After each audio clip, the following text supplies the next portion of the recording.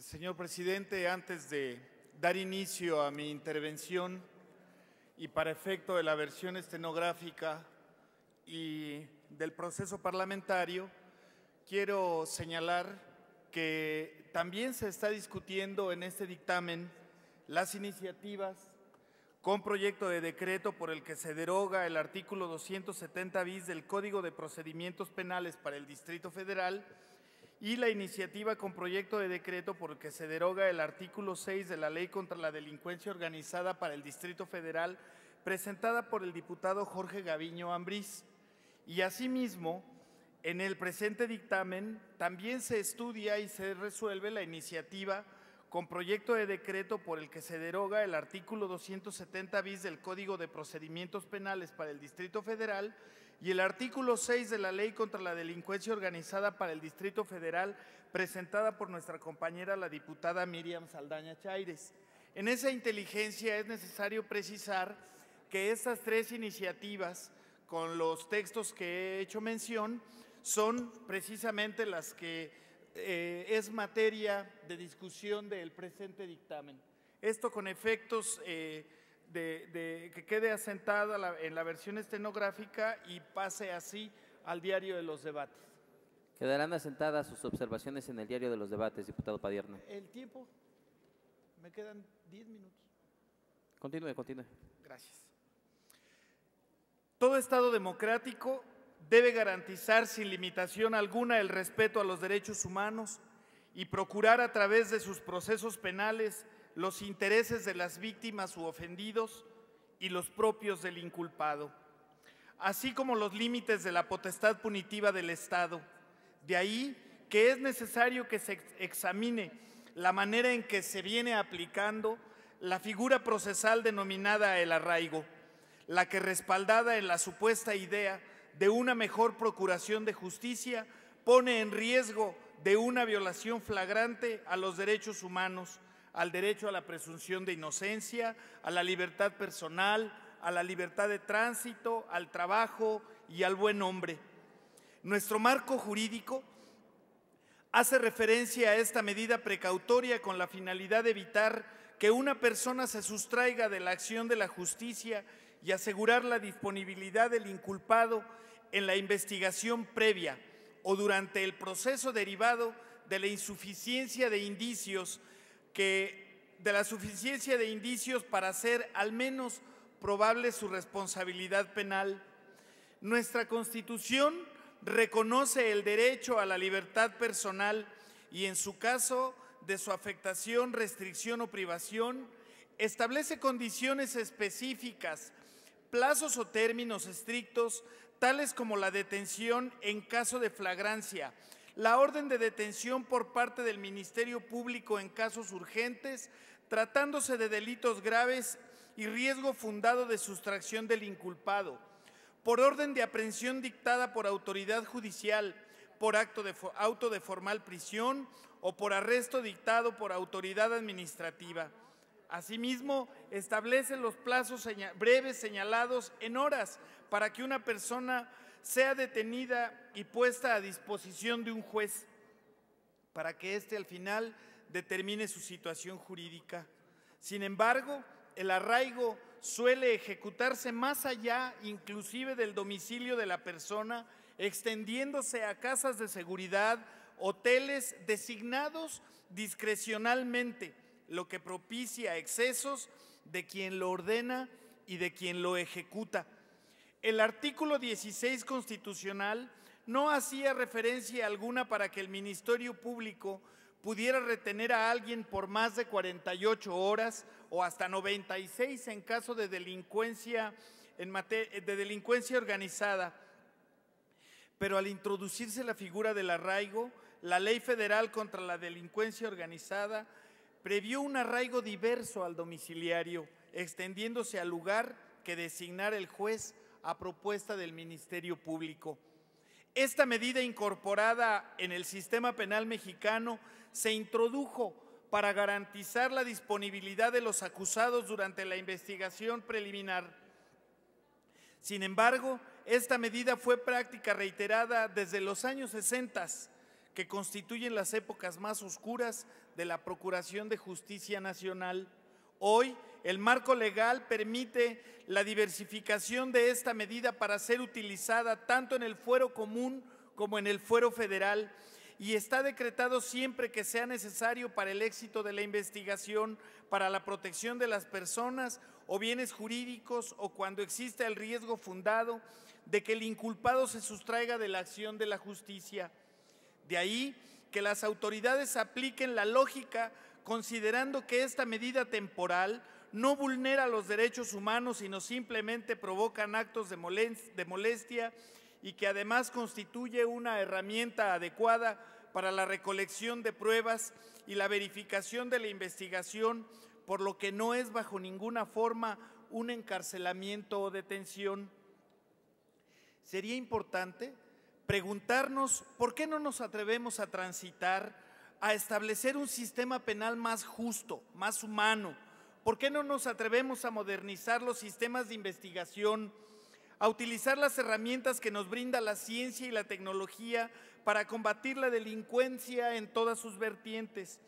Porque no somos capaces de firmar un pacto social en el que se antepongan los intereses de la nación y dejar de usufructuar con sistemas penales, educativos e inclusive financieros. La figura del arraigo ha dejado de ser una medida precautoria para convertirse en una verdadera pena,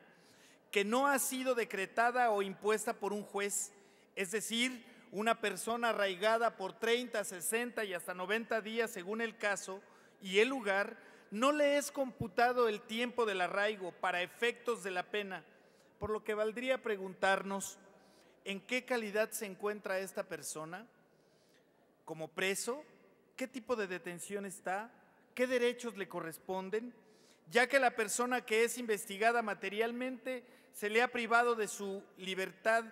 De ahí que tal medida precautoria resulte de mayor gravedad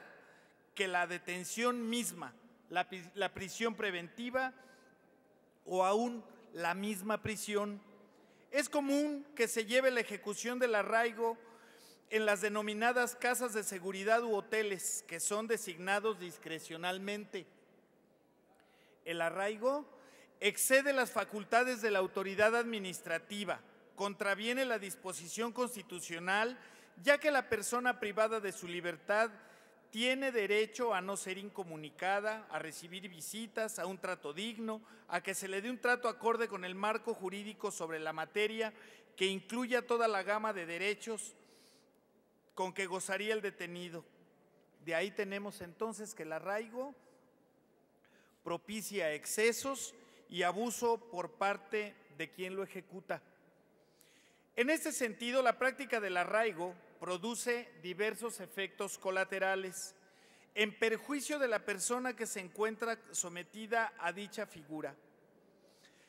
ya que no solo se suprime su libertad corporal, sino que se limita su libertad de tránsito, se le obliga a sujetarse a una investigación durante la cual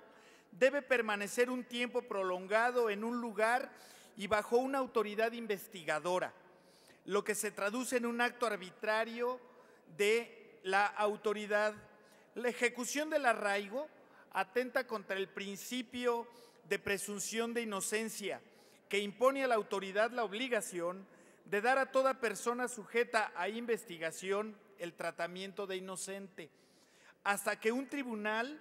mediante sentencia firme, lo declare culpable. Cabe señalar, por más grandes que sean las sospechas contra una persona en el transcurso del proceso criminal, no es contrario al principio de presunción de inocencia, ni tampoco es esa sospecha suficiente motivo para justificar la adopción de la medida del arraigo. Es realmente incongruente que una persona que ha sido sentenciada y que se encuentra privada de su libertad tenga más derechos contra la que se ha impuesto la medida del arraigo, a la que aún está investigando, que ni siquiera se ha definido su probable responsabilidad y la deja además en un verdadero estado de indefensión, ya que no pone de manifiesto el lugar donde se llevará a cabo tal medida, Comúnmente son trasladados a un lugar a otro injustificadamente. Hay carencia de privacidad, sus comunicaciones son reiteradamente intervenidas, la prohibición de visitas de familiares o abogados, lo cual provoca una inadecuada defensa, por lo que tal medida se traduce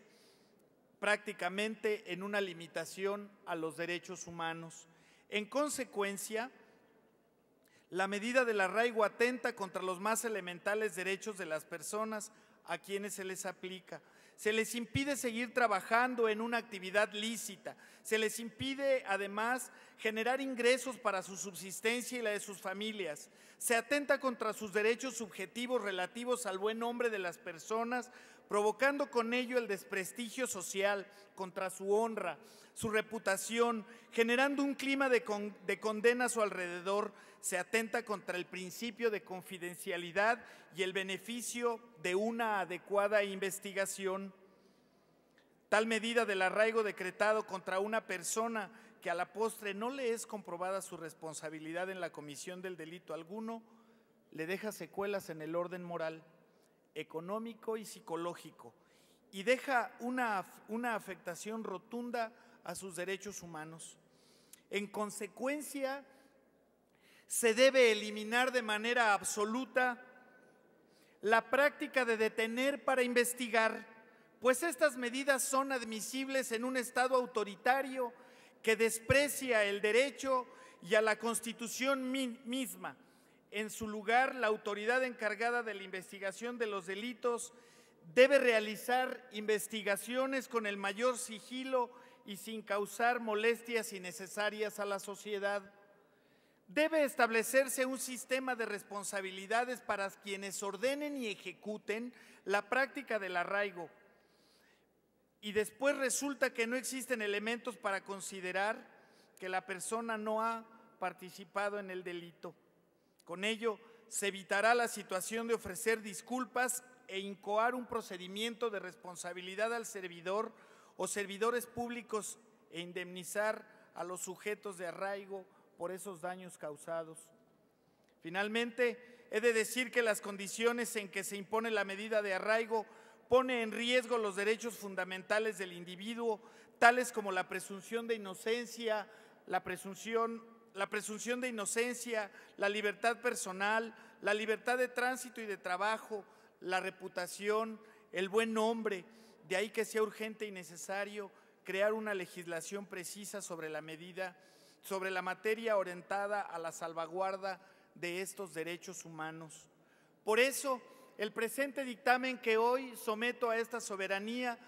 deroga de una vez por todas de nuestra legislación el artículo 270 bis del Código Penal que establece la figura del arraigo.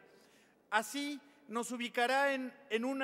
nos ubicará como la ciudad de vanguardia en donde se respetan los derechos humanos, que además de ahí que estemos hoy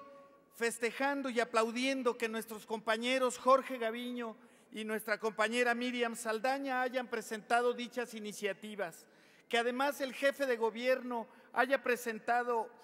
esta iniciativa y ponga de manifiesto que vamos adelante del Congreso Federal, que la Asamblea Legislativa sí se elimina la figura del arraigo. El dictamen que se presenta adiciona el artículo 270 bis 1, el cual establece la figura de un aseguramiento con control judicial, el cual será otorgado por un juez y debe cubrir requisitos específicos y durante un plazo de 5 días prorrogables por otros 5 y en un tiempo y modo y lugar que el juez determine. Compañeras y compañeros, finalmente he de solicitarles su comprensión, su apoyo y su compromiso social para que desaparezca a su vez el artículo 6º de la Ley contra la Delincuencia Organizada en el Distrito Federal. No queremos abrogar dicha ley hasta en tanto entre en facultad la reforma constitucional y el artículo 73 de dicho ordenamiento en su fracción 21, que otorga al Congreso de la Unión para legislar en forma exclusiva en esta materia. Esta es la propuesta que la Comisión de Administración y Procuración de Justicia ha hecho el esfuerzo conjunto, el tránsito por el que hemos pasado, la dificultad de las discusiones, pero la parte más importante es que hemos llegado al consenso. Yo aplaudo a todos mis compañeros de esta legislatura porque vamos a ser una ciudad que nos va a ubicar en la vanguardia nacional e internacional del respeto a los derechos humanos. Por su atención, muchas gracias, compañeros, y pedí dispensa en el tiempo y en la extensión por lo importante de la presente iniciativa. Muchísimas gracias. Gracias.